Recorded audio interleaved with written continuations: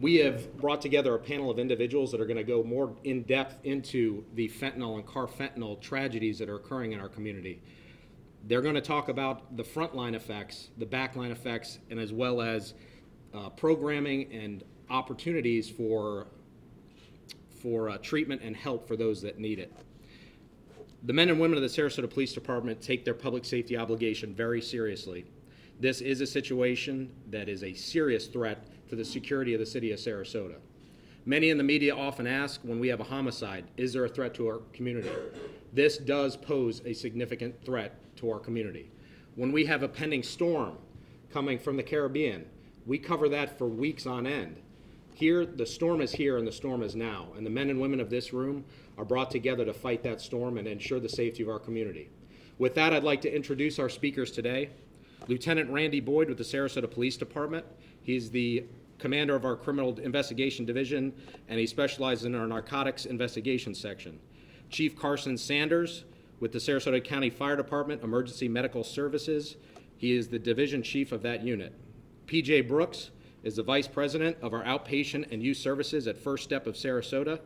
And I'm very pleased to tell you that we actually have a graduate of First Step program that has battled back this addiction and has faced it personally, and he'll be speaking to you today. With that, I'd like to turn it over to Lieutenant Boyd. Thank you. Good morning. I'm Lieutenant Randy Boyd, R-A-N-D-Y, B-O-Y-D. And like the Deputy Chief said, we thank you so much for coming in and partnering with us on this very important topic. Every day our officers and first responders are responding to individuals that believe that they are doing heroin or cocaine. And in fact, they are doing that drug that has been laced with the carfentanil and fentanyl additives. When someone does this drug, and historically over time, and they pass out and they do they get into some type of overdose, that was the drug that the other end users wanted. They wanted that pure, they wanted that strength. Well, I'm here to tell you that those days are gone. When they're putting these carfentanil in this and they're using very little of the actual heroin or the actual cocaine, and they are doing this drug, you can't come back. And the biggest thing that we want out of this press conference and this partnership with the media and with EMS and with First Step and the end user, what we're asking is if you're with someone and they pass out and they overdose, don't think we're going to come in and arrest everybody in the room because that drug's there. We're not. There's Florida state statute that talks about that subject specifically. What we want to do is we want to get that drug off the street, because now we know that it is laced with that type of drug, with that type of fentanyl, carfentanil, or what have you. So we want to get it off the street. We do not want it to go and cause another victim with the same bag of drugs. So that's the message here. And I've got news for everybody that can hear this. We are not going to arrest our way out of this issue. This is going to take us all. If you have a brother, a sister, a mother, a father, aunt and uncle, and you know that they're doing this drug, please plead with them to not do it, to get the help that they need. We have the help. Call our narcotics tip line. If you know a drug dealer that is cutting heroin and or cocaine with this substance, call us. It is a matter of life and death. If you do this drug, you are going to die. This map to my right shows, and we picked a snapshot. We just chose July 1st to last night. And if you look at this map, you see that the blue pins indicate the overdoses that we've had in our city since then. Without quick responding EMS and first line police officers, I can promise you that those blue would all be red, because our EMS was able to get there and administer Narcan, and sometimes 4 and 5 and 6 doses of it to get an individual back. This is one of the most serious things that we're facing in our community since I've been a police officer. I've never seen it like this. So please, I'm going to pass it on, and we're going to answer all the questions here, and we're going to stay here as long as we need to stay here. But I'm going to turn it over to the fire chief and let him go ahead and continue. Again, we'll all be here for a long time to answer the questions. Thank you. Good morning. My name is Division Chief Carson Sanders, Sarasota County Fire Department. I want to thank all the media for coming and listening to our plea. Also thank Sarasota Police Department for inviting me to be here today. Just to kind of continue on the theme of what the detective said, I just wanted to give you some raw numbers from an EMS perspective. So in 2015, for the same period of time that they're talking about, which was July 1st of 2015 through September 15th of 2015, EMS saw 113 patients for a possible overdose with 118 doses of Narcan given. And by a dose, we count that as 2 milligrams. Okay? For the same period of time this year, at this point, we've seen 232 patients. That's a 105% increase. We've given 319 doses of Narcan, which is a 170% increase in what we've given. And approximately half of those have occurred within the city limits of Sarasota.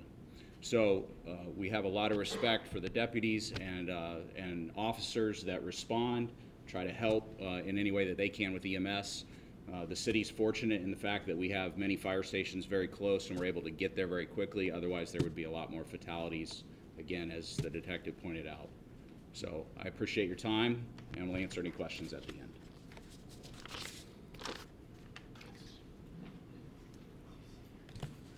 Good morning. I am PJ Brooks with First Step of Sarasota. I'm the Vice President of Outpatient Services. I've been in the field 28 years. I've worked, and it's all been here in Sarasota County. I'm a lifelong resident of Sarasota County. And I can tell you without fail, as was alluded to by the officer, that we are dealing with an epidemic of proportions I just can't even express. But as we look at this, we talk about getting drugs off the street, and that's important. We also need to be talking about demand reduction. We need to give people access to help, and we need to provide them information so they know that they can get help. And in many circumstances, those individuals are not looking for help. So we have to rely on their loved ones to help out with that. And I can tell you, law enforcement in many respects are truly interventionists when it comes to what we're dealing with here. They are saving lives as much as anybody thinks that, well, they're arresting people. Well, the truth is, as was said, this is not something we can arrest our way out of. We have to work together to address this. Now, there's some things that are important. We need to let you know that in Sarasota County, we do have access to detoxification services, residential care, outpatient services, intervention. We work with an array of populations, child welfare. In fact, one of the major issues we're seeing in child welfare is parents dying and kids going, we have so many kids entering foster care now because they just no longer have parents. So that's a major concern. And for you out there that have someone that you care about that is looking at being at risk of an overdose, you need to consider that in Sarasota County, we have the ability to do what is called a Marchman Act. If someone's a danger to themselves or others because of their substance abuse, in Sarasota, our county government has paid for a facility that First Step manages that will take someone in involuntarily. And in that process, the family members can go to the clerk of the court and request an ex parte and seek help for their loved ones. We have to all work together to do this. Now, you can sit here and I could talk to you about this and that's fine. But I think what's important is that we have an opportunity to hear from someone who's dealt with this and talked about and come out the other side. And I'm very honored and humbled that John has agreed to come up here and speak to us today, and I'd like to invite him up right now.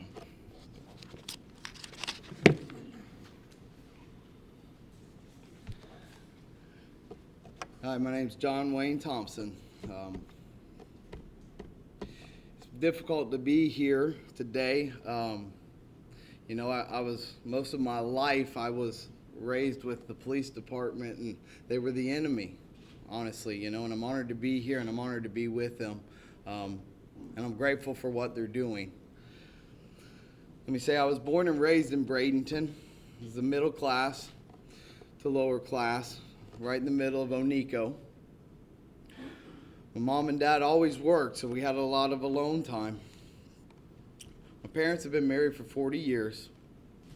They set a good example and they loved me a lot. You know, I don't remember my first drink, but I do remember I was an alcoholic before I got my driver's license.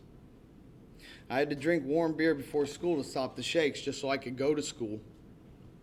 High school was exactly that, a school of getting high. Cocaine, pills, ecstasy, mushrooms, of course alcohol and marijuana, about any drug you could think of, and things that I'd never heard of or seen before. You know, and this is high school as I'm getting my driver's license. You know, this was my life. Coming from the neighborhood that I came from, it was all around us. It was what I thought was normal. My community was a drug community. You know, we did everything we could to avoid the police, to avoid getting locked up or in trouble. You know, didn't have a lot of money growing up, so I went to selling drugs. It was what I knew. It was what I was taught from the people that were misguided, that went before me. It seemed that, you know, that was my life. It was something that I accepted, that's what was going to be my life, was avoiding the police, not getting locked up, selling drugs. And, you know, as long as I had a job,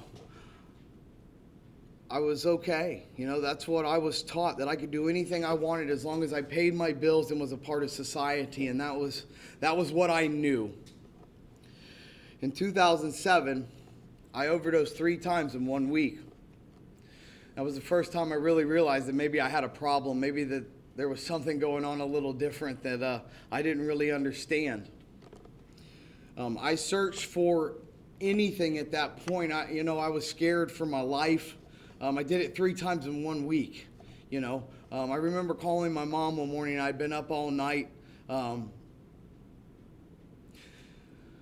My friends had got me into a cold shower. I remember when I got up, my lips were purple and my chest was purple. You know, shortly after that, the sun was coming up and I called my mom. I was desperate. I needed help, and I knew I needed help, and I didn't know for what, and I didn't know how to ask for help. You know, that it was what I thought I would live and die in this. I searched for anywhere to go, for guidance, for help. I was told that I didn't have enough of a problem to get into a facility around here. You know, this was almost 9 years ago. Things are a lot different now. And I know that my path is the one that was right for me because I'm here today and I'm clean and sober. I went to Texas to a free rehab ministry. It was a 90-day program. I stayed for 90 days, and after the 90 days, I stayed for a year because I was scared. You know, this was the first time I realized that I really had a problem, and it was out of control, and I couldn't control it at all. I stayed for 1 year.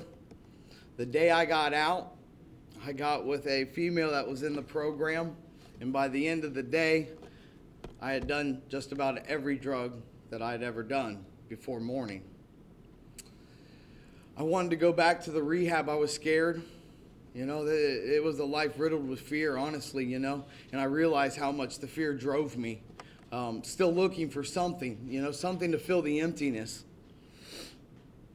I wanted to go back to the rehab, and she wouldn't let me out of the car, so I jumped out of the car doing about 45 and lost my front teeth. That was the first day out of a 1-year program. I called my family, and they brought me back to Bradenton. When I got back, I was right back in the drug scene, in the drug world again. That was the time when Tampa was real big for doctor shopping. I started going to the doctor once a week. Everybody around me now was in this medication, the blues, the Roxys. It was, again, that was my life. It was everybody I ran into, it seemed. It didn't matter, moms, dads. You know, what really got me was the age of the kids doing it. There was kids in middle school, you know, that my friends were selling to. And I couldn't understand it. You know, here is a prescription bottle. They look at it. They know what they're getting every time. And it was all around us. It was what we were all doing. You know, something had to be done. The police did an excellent job of stopping that. I was grateful that I made it through that, But now that that's not an option, we don't have any direction to go in. We're now hooked on an opiate. We're going through withdrawals that we don't understand. Again, we need help, So I stayed out of the rehab for about a 2-year period, give or take. Really, it gets kind of gray when you're using, you really don't recall times or days, or, it doesn't matter what day of the week it is. You just need to feel that high, and it's not even a high anymore. It's just maintaining. You have to have it to go to dinner. You have to have it to go to work. You have to have it. It's not an option at that point once you're so addicted to it. So I went back out to Texas. I had to get away. Honestly, my father lived next door to me, and he met me at the back door with a 45, and he said, "You're going to die one way or another, and we might as well do it now. If you don't get help, you're not going to continue to be in this family, So I went back to Texas. I went back to a rehab. I went back to somewhere I knew was safe. I stayed for another year, and I figured that Bradenton, Sarasota area was my problem, So I stayed out there. I lived in a rehab for another year. Somebody let me go to work for them to transition me into work, and it was a clean environment. It was the first time I'd ever worked in that kind of environment and had guidance and seen that you can actually live life without drugs. I got married shortly after getting out of the rehab, and I thought that would solve my problem. I had somebody that loved me because I never really loved myself. And it halfway worked. I stayed off the drugs for about 3 years in the first part of our marriage, and I turned into an alcoholic, basically. Now, this is about 2.5 years ago. We moved back to Bradenton. I have my own business. Everything's going well. Well, it wasn't too long that I got back into drugs. I got into the cocaine and heroin are my favorites. And I just about lost my wife, and I lost my son just about. So I started a 12-step recovery program. I didn't really get involved in it. I really didn't understand what I had to do yet. So I halfway lived life. Now this is about a year ago. I fell back into my addiction again. This time my wife and my son did leave me. This was 3 months ago.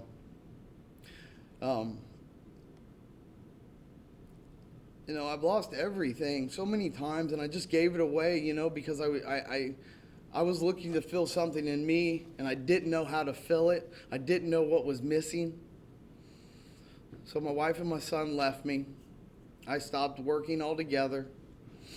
I basically pawned everything in my house that I could get my hands on. When I say everything, I mean everything. My movies, my microwave, crock pot, it didn't matter. I just needed to get high. I wanted to be numb. The drugs are still all around us. It's still all around our community. It's still in my neighborhood. And this last year, I was at my parents' house. We live 3 houses together, my sister and my brother-in-law, myself and my wife and my parents. We still live in Onico, right in the middle of all of this. My sister comes running over. My brother-in-law had OD'd in the bathroom, and his 9-year-old daughter found him. When I got there, his chest was blue and he wasn't breathing. I did CPR on him till the paramedics got there, and he survived. Less than 2 weeks later, he overdosed going over the bridge in Palmetto, and an FBL truck had to stop and do CPR on him in the middle of the road. They tested his bag. It was 98% fentanyl. This time around for me, the fentanyl scared me so much that I was able to stay away from it and stayed with the pain pills this time. My brother-in-law made it, and he's doing well because he was scared straight. We don't have that option a lot of times. It just kills us. I knew I needed help this time around. I was all alone. I had pawned everything. There was no money left. I was stealing and robbing from anybody and everybody I could. My parents, my grandparents, it didn't matter. I knew I needed help, and I reached out. I got into First Step. I got into the detox program. I got into the residential program, and I spent 30 days there. And there we have a 12-step program every night of the week. You know, we find out that we're a family and that we can do it together. When we're in our addiction, we stay isolated and self-destruct. You know, it is very difficult to be up here. You know, I've lost so many to either jail, prison, death, you know, to the point where it's almost numb anymore, you know. You lose somebody and it's, you know, oh well, it's going to be somebody else next week. Everybody knows somebody that this is affected. I see the paramedics almost every day in my neighborhood. In the last 2 weeks, the neighbor across the street from me is OD'd twice and made it because of the paramedics. Again, I say I'm honored to be here. I'm honored to be alive, and I'm honored to be able to help. You know, I hope my story helps. You know, I'm just grateful for this. We need to come together. We need to do something. You know, I don't know what, but I'm open for suggestions. I just want to help the people that are still around me and in my life, you know. And this past week, I had a family friend of mine knock on my door. He had been up for several days. He needed help. He needed a fix. He was a heroin addict, and he was scared he wasn't going to make it to see another day. I was honored to sit with him and share a little hope. The next day he came back, and we got him into a detox. This morning at 8 o'clock, I got him to St. Pete to an ARC program. You know, that is my life now that I've come out of this. It's still very much a part of me, and I just want to help.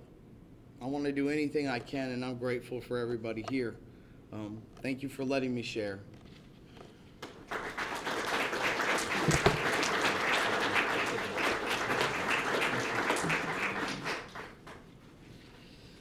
Ladies and gentlemen, you know, as the Deputy Chief of Police, I can stand up here and tell you lots of stories about everything that we see. But I can't tell you a lot of stories about what individuals experience. John just did that, and he outlined 2 things that I want to touch on. Number one, it doesn't matter where you're from. It doesn't matter what socioeconomic level that you're at. This touches everybody. The second thing is it touches the whole community. PJ said so. Lieutenant Boyd said so. Chief Carson said so. It affects everything in this community. So this is what I'm going to ask. Our media partners, our police officers, our paramedics, our social work partners, this is a all hands on deck. This is not going away. We have to work together to solve this issue because it's impacting people like John. And if it's one John, I can tell you that it's lots of people. It is your neighbor. It might be your pastor. It might be somebody that lives next door to you. It might be one of your family members that's suffering silently. Find out, talk to each other, because without each other, we're nothing. So with that, I would like to, number one, remind you, for those that would like to be involved further in this conversation, our law enforcement partners to the north, the Bradenton Police Department and the FBI, are holding a community forum at the Manatee Community Foundation at 2820 Manatee Avenue West in Bradenton tonight at 5 p.m. You can get that, it's in the media packets, but you do have to register online if you'd like to go. Please get involved in this conversation and help the Sarasota Police Department serve the men and women of this city. With that, I'm going to turn it over for questions to Chief Carson and Lieutenant Boyd. John has said that he will be willing to answer questions. I would just ask on behalf of the Sarasota Police Department and First Step that you understand that this is very personal for him, and be respectful, please, of both his time and personal life. With that, Lieutenant Chief, please step up. Pretty powerful stuff, and this is a pretty powerful subject. So we so much appreciate our partners in the media and throughout the community. We need this on Facebook. We need this in any social media we can get it. So with that, we'll take the questions. Yes. Seeing in the Bay Area, lots of local police departments were starting to carry Narcan kits themselves. Is Sarasota thinking about doing that? Well, I will tell you that it has been a conversation, but because we have a city that has so many fire stations so close, we're responding mostly as an assist other type of call. We don't get the call right up front, the EMS does. So we're coming in on the back end of it, and when we do come in on the front end of it, we have such response times And we do first responder, first aid, and we do, we're very versed in CPR. So we believe, and so far, and the deputy chief may be able to add into this, but so far, we're kind of letting the professionals that are really good at using Narcan use Narcan. I'm sorry, so just to follow up, I was talking to the chief a little bit this morning, and there's a misnomer out there that you just administer it, but it's not quite that simple. And Chief, if you wouldn't mind touching on that, because it's a tad bit more complicated than just. Well, you've got a couple things working. Number one, I want to say that the Sarasota Police Department does a great job with their initial response, and when they are there first. The key in any of this is we're looking at a loss of consciousness and respiratory depression. Those are two of the big signs and symptoms. And airway is really the paramount thing. So if they're trained to bag patients, to open their airway, and that's what we really want to see, especially with our quick response. But secondary to that is the thought process has always been, and like I said when I gave you those numbers, that the dosage is anywhere in our protocols is 0.4 to 2 is a normal dose of Narcan. So when you see those pre-filled syringes and all, that's usually a 0.4 dose, because with it being a layperson, they want them to give the smallest dose possible. With the Carfentanil involvement, we're seeing doses in the 8, 10, 12 milligram range just to get a response. So you can see, I mean, Carfentanil is 100 times more potent than fentanyl. So as a human being, you go and you end up with some sort of narcotic, you get fentanyl. Carfentanil is a large animal horse tranquilizer, to put it very just plainly. So when that's mixed with that, the human body's just not set, and it takes a lot more to react to that, and that's not something that the police department can do. What about the people selling this drug? You mentioned that in our media packet there was an arrest. Can you talk more about that, the people selling this?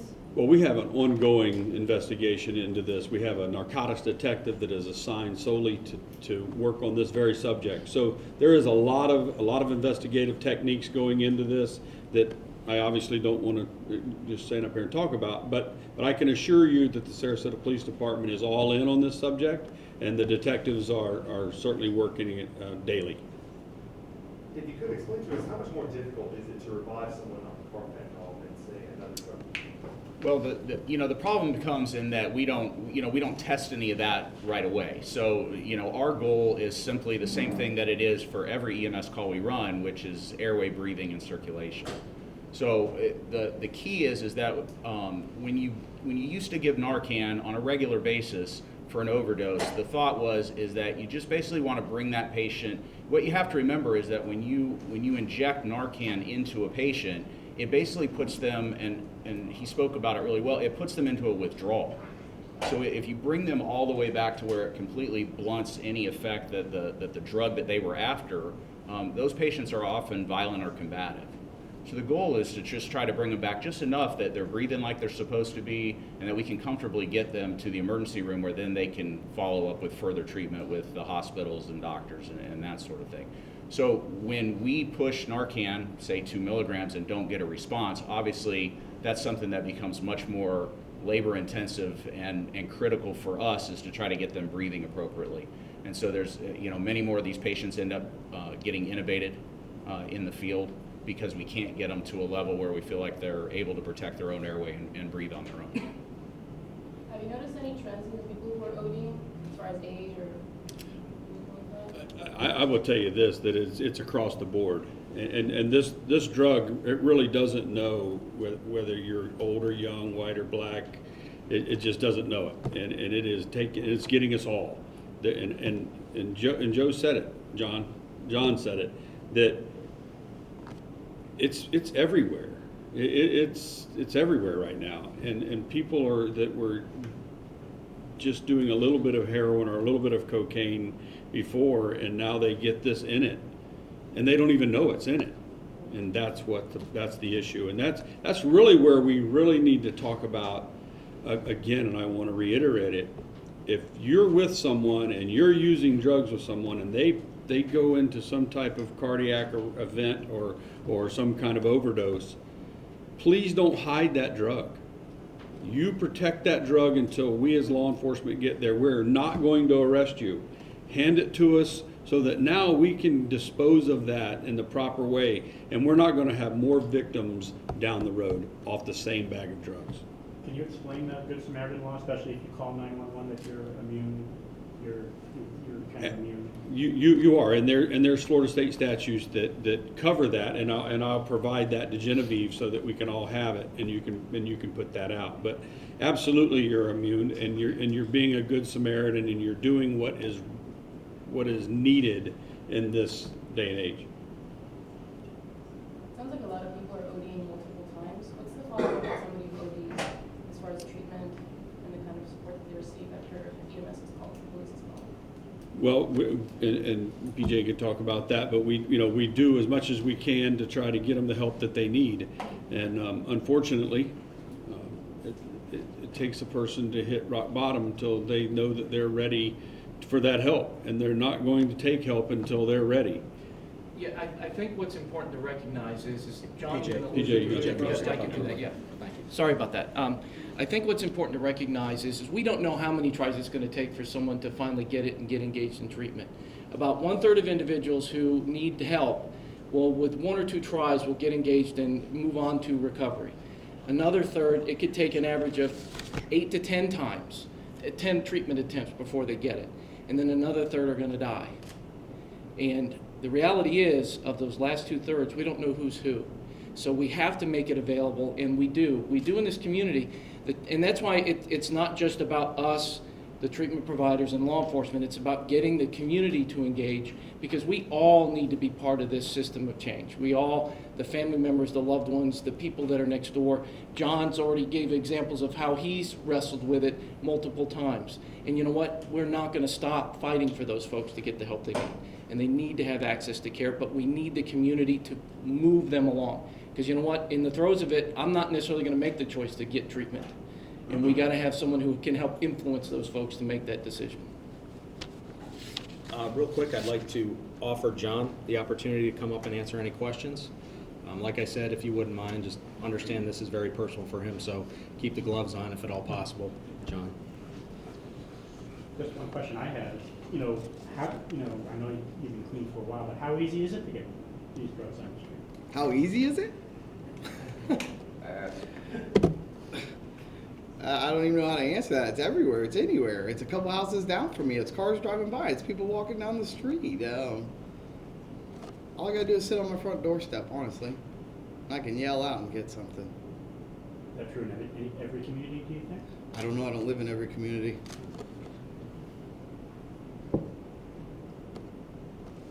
Anyone else? No?